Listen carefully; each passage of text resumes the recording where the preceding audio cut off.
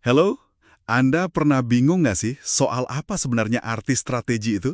Sering banget ya dengernya. Iya kan? Di mana-mana disebut, tapi kok kayaknya maknanya jadi agak kabur gitu ya. Nah, hari ini kita mau coba nih bongkar beberapa kesalahpahaman umum soal strategi. Kita pakai panduan keren dari Harvard Business Review.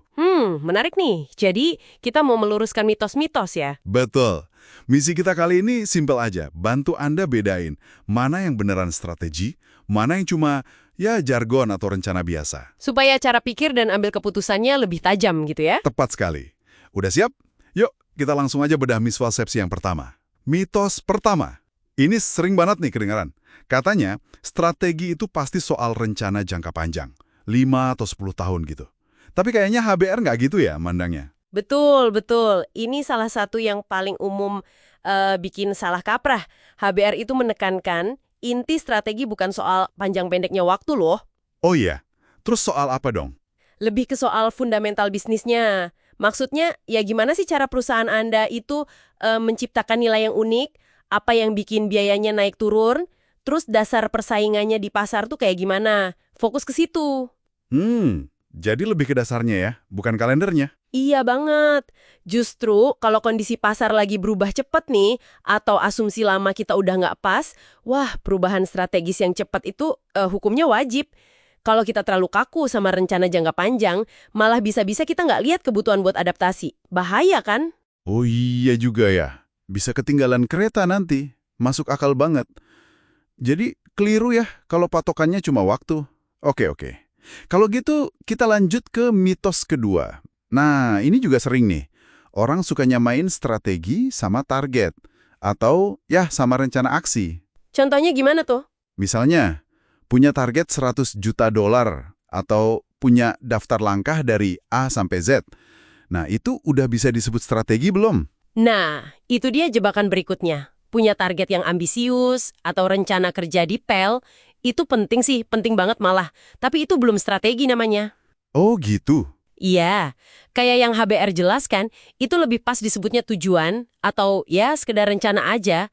Strategi itu levelnya lebih dalam lagi, lebih fundamental.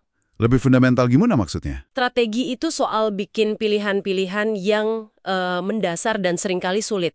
Misalnya nih, kapabilitas unik apa sih yang harus kita punya yang susah ditiru pesaing?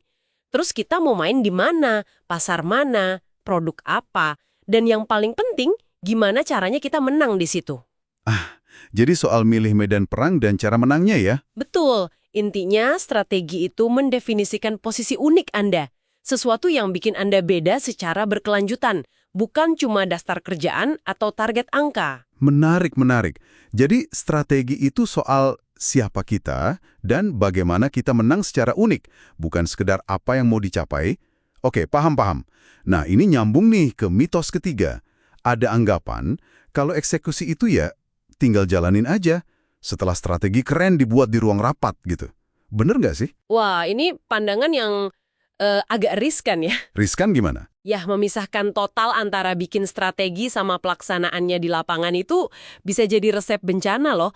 HBR kan nunjukin beberapa kasus besar tuh, kayak Wells Fargo atau Viwi. Strategi dari atas kaku banget, nggak mau denger masukan atau sinyal ada yang salah dari bawah dari proses eksekusi.